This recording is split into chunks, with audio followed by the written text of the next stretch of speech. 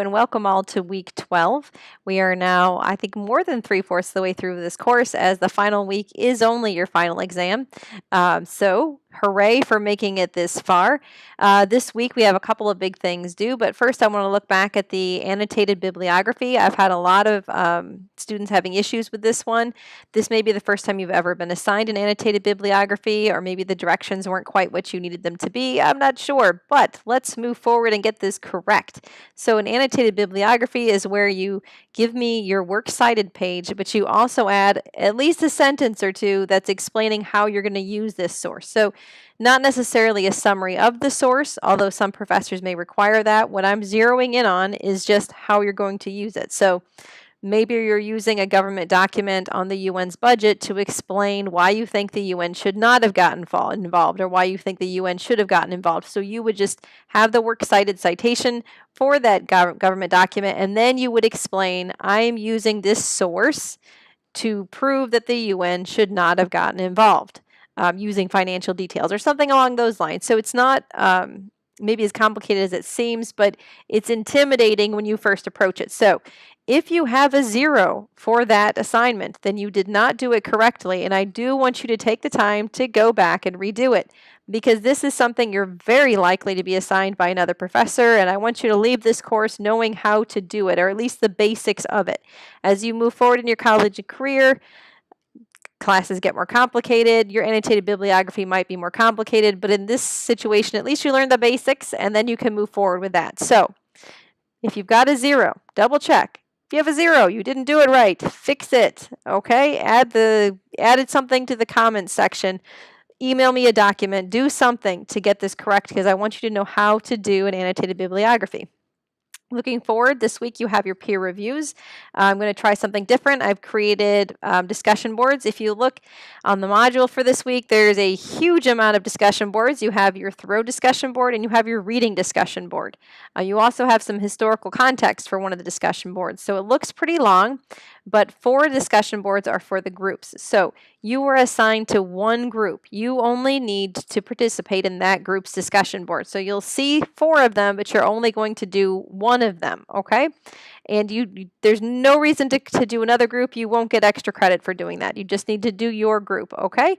So in the announcement that went out, I did list all of the group members. The group members are also listed in the instructions, so if you don't know where to find the announcements, which hopefully you do, but if you don't, open up group 1, see if your name's on there. Open up group 2, see if your name's on there, okay? Find the one where your name is and participate in that. You're going to copy and paste your essay into that group, okay? And then you're going to use the form attached to the instructions to analyze your peers' 2 of your peers' essays, okay? Look and see, do they have a thesis? Is it a clear thesis? Are there body paragraphs supporting this? Do their paragraphs have topic sentences and concluding sentences? Those are things I'm checking for when I'm grading. If you see some obvious grammar errors, let them know. Help your peer out. Then when you go back to revise your own paper, you'll be a little bit more in the habit of looking for some of these things in your own paper. You'll hopefully have a clear idea of what you've done right and what you've done wrong, so you can make better revision. And also you'll have feedback from your peers. It could be that you felt that your thesis is well supported and maybe your peer did not, which should give you pause to look and see whether or not they're correct, okay? Use your critical thinking skills. Decide for yourself who's right here, but definitely take some time to look over your peers' review and think about how it should be applied, okay? So you've got that. Let me see, historical context. This week you'll be reading Martin Luther King's A Letter from Birmingham Jail. It is extremely heady. The man was a genius. You have to imagine that here's a man who wasn't just a doctor by title. He was a doctor, all right? He had a PhD. So in the middle of the civil rights era, he was able, as an African-American man, to get into Boston University and earn himself a PhD. That's a huge accomplishment. He overcame so much. He was a genius. He was arrested 29 times. That gives you an idea that maybe some of those were trumped up, right? One of those times was he was arrested for going 5 miles over the speed limit. That's insane. You cannot be arrested for going 5 miles over the speed limit, but he was. So here's a man who was facing extreme prejudice, extreme racism, and he overcame with kindness, and he was a genius while doing it. So he's addressing a group of men who did not agree with his decision to go to Birmingham. while he's in jail. And here he is in jail. He has all the right in the world to be bitter, angry, emotional, and he's none of those things. He's respectful, which as writers, we should be respectful.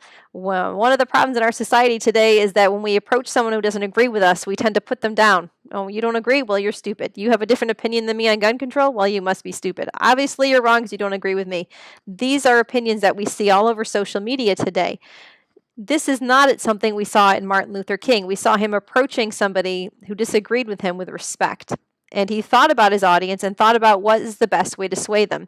He's approaching a group of clergymen or a group of pastors, so he's going to use some biblical arguments. If you're not familiar with the Bible, some of these might be a little unclear, but just keep in mind that they were not unclear to his audience. He's thinking about what his audience needs to hear to be swayed, and that's what he's using. He's using respect, and he's using something they'll relate with.